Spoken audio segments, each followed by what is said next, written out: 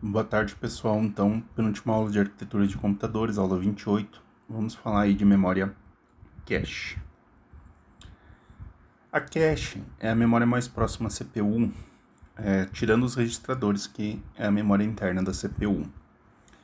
E a grande questão é, como é que a gente faz saber, né? Como é que a gente sabe quais dados estão na cache?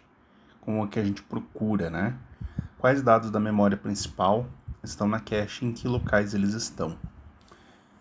Para resolver esse problema, é necessário a aplicação de um mapeamento. Tá? A técnica mais simples é a chamada mapeamento direto, onde a localização é determinada pelo endereço. Tá? E o mapeamento direto permite que cada posição da cache represente um conjunto de endereços externos. Ou seja, um endereço determinado da memória principal vai sempre ocupar a mesma posição da cache. Como ela é N vezes menor do que a memória principal, ela vai ter N vezes menos capacidade de armazenar dados. Logo, nós teremos, para cada posição de cache, N posições de dados da memória principal que vão ocupar o mesmo espaço. E é óbvio que eles não podem ocupar esse espaço ao mesmo tempo, né? E aí vai ser necessária uma política também de substituição. E esse é um dos grandes problemas da cache, quando nós temos muitas substituições, aí ela acaba se tornando ineficiente. Mas normalmente o que a gente faz? Lembra lá daquela ideia que nós tínhamos no início, aquela exploração de localidade da memória? Então a gente normalmente faz a divisão seguinte: a memória principal tem um tamanho e a cache tem um tamanho de n. Essa cache aqui, ela tem 3 bits, então ela tem 8 posições. O que vai acontecer? A memória principal vai ser organizada para cache de em 8 em 8, tá? Então, o que ela vai ir? Esse é o primeiro bloco da memória principal, que vai estar na cache. Depois nós vamos ter o próximo bloco, que serão mais 8 endereços. O próximo bloco com mais 8 endereços, tá? E o último bloco com 8 endereços, tá? Quem que vai fazer a distinção desses blocos? Vejam o tamanho de endereços. Na cache, nós temos 3 bits e na memória principal nós temos 5 bits. Então, a relação entre os dois, aqui 3 bits, é 2 na terceira. Tá? A memória cache, a memória principal tem 5, então é 2 na quinta. Dividindo, nós temos que fazer o contrário, 2 na quinta dividido por 2 na terceira. Então, dividindo um pelo outro, dá 2 na 5, menos 3, vai dar 2 na 2, 4. Quantos blocos nós temos aqui? 1, 2, 3, 4. Esses blocos podem ser identificados, então, pelos seus bits de maior significância, os 2 primeiros bits. O próximo bloco, aqui, é que aqui a gente tem dois endereços, né, no exemplo. Então, esses dois aqui, tá? O próximo bloco, o terceiro, o segundo bloco, né? Esse aqui, e o primeiro bloco, 00. Então aí nós já vimos a relação entre os endereços da memória principal e os endereços da memória cache, certo? Vamos para o próximo item aí, tá? Tá. Então, fechando. Essa operação aqui é uma operação que a gente vai fazer o tempo todo, que é para determinar quantas vezes a cache cabe dentro da memória principal. Tá? É óbvio que esses expoentes aqui serão muito maiores que 5 e 3, porque as caches têm kilobytes, megabytes, e as memórias principais têm gigabytes. Tá? E também diz quantos endereços da memória principal disputam o mesmo espaço da cache. A gente pode ver que nos exemplos nós temos 4 endereços em cinza que ocupam a mesma posição aqui. tá? O 001. Acho que eu tenho uma cor cinza aqui, acho que tá pra cá. Aqui, ó. Esse e esse ocupam aquela mesma posição lá. E esse azul escuro, vamos ver se eu tenho um azul escuro aqui, é esse aqui. Nós temos aqui, ó. Olha lá o endereço azul escuro, vai ficar melhor de ver. Vejam que é sempre o mesmo valor. Então, como é que eu sei o valor que está na cache? Avaliando os últimos 3 bits, que é a quantidade de bits que a cache tem. Como é que a gente vai saber que o cinza que o cinza é... Como é que a gente vai saber que esse cinza aqui... Deixa eu pegar outra caneta aqui que vai ficar melhor. Como é que nós vamos saber que esse cinza aqui é esse, ou esse, ou esse, ou esse? Nós vamos pegar esse valor, ou esse valor, vejo que são todos diferentes. E vamos guardar esse valor junto com o dado. E esse valor aí vai ser chamado de tag. Vai ser tá no próximo slide. Então, o que é a tag, né? E aí também um outro campo chamado bit válido. Como nós sabemos que um bloco particular está armazenado em uma localização da cache, foi o que eu perguntei antes, né? Então, o que é através da tag? A gente vai armazenar o endereço do bloco junto com os dados. Necessitamos somente dos bits da ordem mais alta, que são chamados de tag. E, se não existirem dados em uma localização, aí nós vamos ter o bit válido 1, né? Se ele for 1, existe dados. Se ele for 0, não existe dados. Então, como é que eu quero saber se um determinado ponto da cache tem uma informação válida? Simplesmente avaliando o bit, tá, de válido. Então, como é que vai ficar o exemplo de uma cache? Aí, ó. Nós temos 8 blocos, uma palavra por bloco, mapeamento direto. Esse é o estado inicial. Esses são os endereços das 8 posições da cache. Esses são os valores do bit válido, tudo não válido. Valor da tag não interessa e nem valor do dado. Agora, vamos fazer um acesso à cache, tá? O endereço da palavra é o 22, tá? Então, a gente quer o endereço decimal 22. Convertido para binário, dá esse valor. Ele vai ser dividido em 3 grupos, em 2 grupos, um que é a tag e o outro que é a linha de cache. A linha de cache é determinada pelos bits que têm o mesmo tamanho do indexador de cache. Então, aqui são 3 bits, mapeou para cá, para esses 3 pontos. E os outros 2 bits que sobram no endereço vai para o campo de tag. E aí aqui no dado, vai para o dado que estava na memória desse endereço. E o bit válido é setado para yes, que o dado aqui é válido. Agora vamos fazer um acesso ao dado 26. Mesma coisa, transforma em binário, procura o equivalente aos 3 últimos endereços, tá? E copia a tag e escreve o dado ali na posição. No diante, se eu pulei, né? Esse final aqui é o bloco, tá? Da cache, que é a linha de cache. E aqui o hit e o miss é um miss, porque não tinha dado na cache. Aqui é a mesma coisa, o dado não estava na cache, então foi um miss. O próximo acesso, tá? Então a nossa cache, com esses 2 acessos, ficou nessa situação. Agora vamos para um terceiro acesso. No terceiro acesso, tá? Nós vamos acessar aqui mais algumas informações nos próximos acessos. Vamos acessar o 16, tá? 16 em binário é a posição 0, 1, 0 e o valor da memória. Agora vamos acessar o 3. O 3 é 00, 00, 00, 011, tá? Os 2 vão ser miss porque os dados não estavam na cache. Tá aqui o 3, a posição que ele ocupa, e o dado da memória 3. Vejam que os dados da memória principal, eles vão ficando de endereços mais altos ou mais baixos, conforme a sua linha correspondente. Voltou um acesso ao 16. Vai mapear para o mesmo ponto, porque são os mesmos bits de mapeamento. E agora a gente vai ter um hit. Por que vai ter um hit?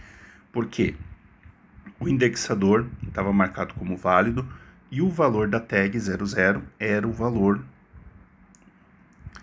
desculpa, 16 aqui, ó. O valor da tag 01, tá? 10 é o valor que está aqui. Então, como é que a gente determina que esse cara aqui é um hit? Porque esse acesso aqui, tá? Essa tag é igual a essa tag, ok? Então, leva um hit. Mais um acesso, acessando a palavra 18, tá? Converteu, voltou a ser um miss, vai para esse bloco de cache e faz uma escrita, tá? Qual que é a diferença aqui? Esse bloco estava escrito. Ó, esse bloco estava escrito e ele tinha esse valor, 10 aqui. Quando acessou o 18, aqui não era mais, aqui era 1. Quando acessou o 18, aqui não é 1, é diferente, tá? Então, como ele é diferente, ele vai levar um cache miss e vai levar uma reescrita do dado nessa posição na cache. Aí aqui a gente tem bem o exemplo aí de como é a operação mais simples de uma memória cache. Então, a subdivisão do endereço. Normalmente as caches, vamos pensar lá na nossa memória, para 32 bits, né? A gente sabe que os dois últimos bits representam os bytes dentro da palavra de 4 bytes, tá? Então, os dois últimos bits de um endereço de 32 bits representam o byte dentro de uma palavra de 4 bytes, que era aquela contagem. Vou fazer de cima para baixo aqui. Seria o 00, 04, 08, né? Se for em hexa aqui, é mais 4, né? Então, 9, A, B, C, 0C. Aí, D, E, F, 10, 14. E agora vai repetindo aqui em sequência, tá? O que vai acontecer? Isso aqui dentro, a gente tem 4 dados, tá? O primeiro é o 0, o 1, o 2 e o 3. De forma que se eu somar esses valores pensando numa matriz 0, 1, 2 e 3, o próximo valor é o 4. Aí o primeiro dado dessa segunda linha vai ser 4, 5, 6 e 7. E aí 8,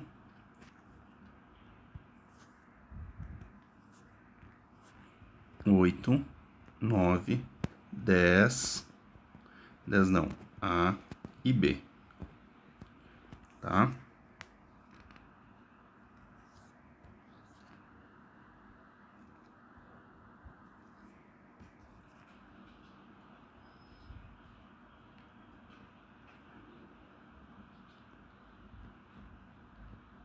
E aí o próximo C, assim por diante. Então, o que a gente vai ter?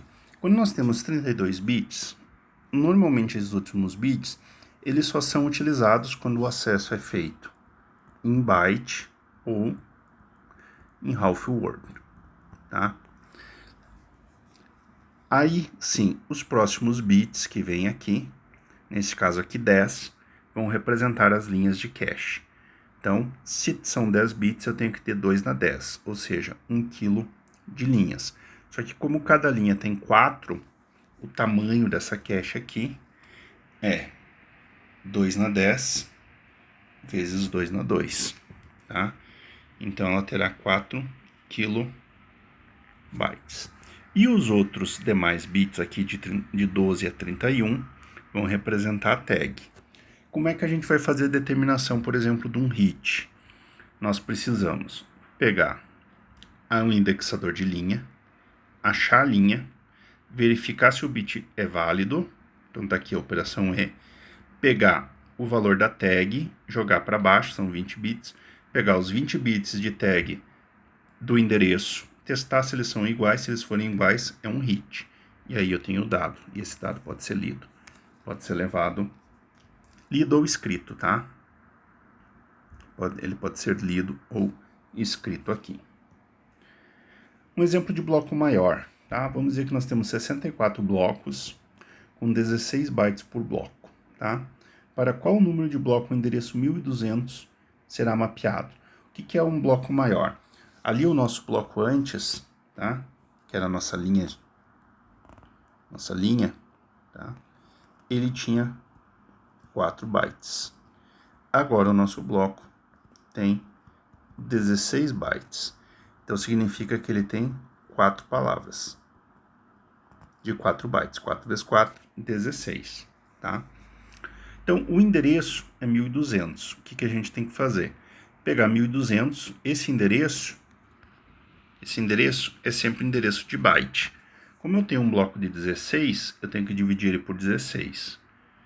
Vai dar 75.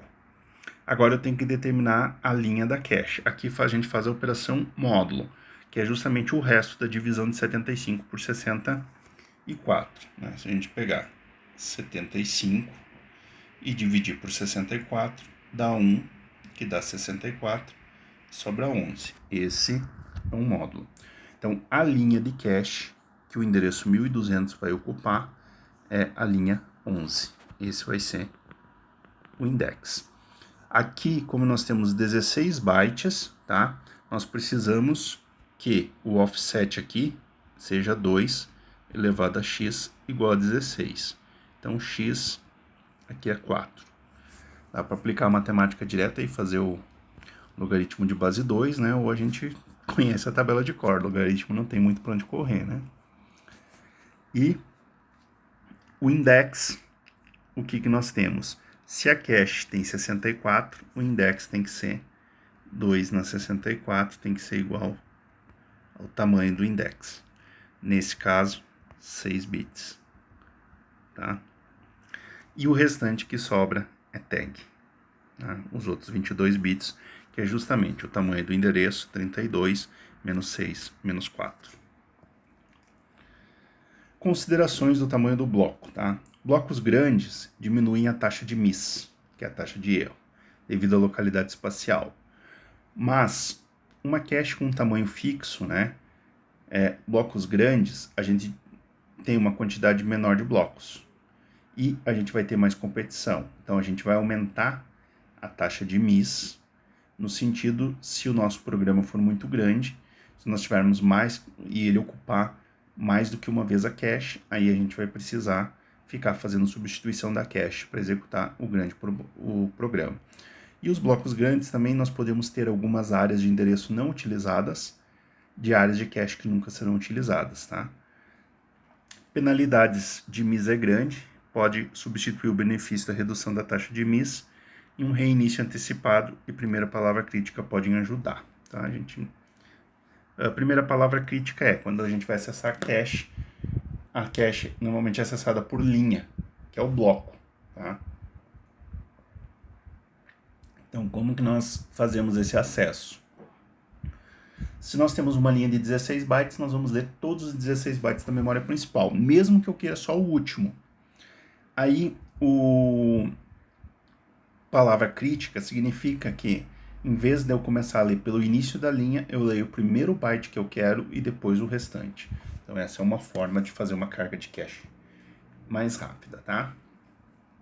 Cache hit. O que vai acontecer na operação da cache? Se acontecer um cache hit, a CPU continua normalmente, e nesse caso nós não temos perdas, tá? Nós não temos penalização. Cache miss. O que vai acontecer quando nós temos um cache miss? Tá? O pipeline da CPU para, tá? Ele não é, aqui o para é de parar, tá? Então ele para. O bloco da cache é buscado no próximo nível da hierarquia, então se nós tivermos cache de nível 2, vamos buscar no nível 2, se tiver de nível 3, vamos buscar no nível 3. Se não acharmos os dados na cache de nível 2 e no nível 3, nós vamos buscar na cache de nível mais alto, que vai ser a cache de nível 4, tá? Desculpa, cache de nível mais alto não. Nós vamos buscar na memória principal do nosso sistema, tá? Que vai ser a memória RAM, tá? Certo? Então vamos para a próxima. Só um pouquinho, gente, que o pessoal me interrompeu aqui e o meu sistema de gravação não está me mostrando a tela, tá? Para eu poder pausar. Então, bom, não tem como editar, porque o tempo de edição é muito grande. Vamos embora.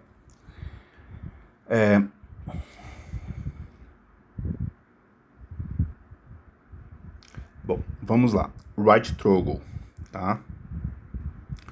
O que a gente vai ter? Eu só tenho como terminar o vídeo.